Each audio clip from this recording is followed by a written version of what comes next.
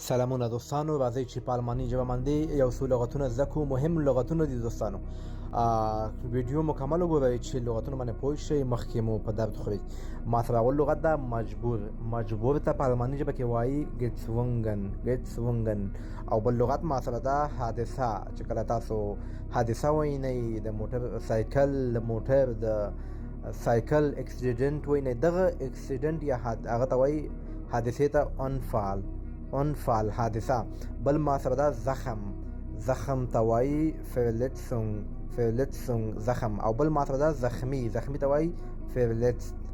بل ما سره ده لیګل ته وایي شکن. بل لغت ده مهم ته وایي وشتیگ. او بل لغت ما سره ده خبر ورکولو ته وایو انفورمیغن. کولای شئ دغه لغتونه زده کړئ.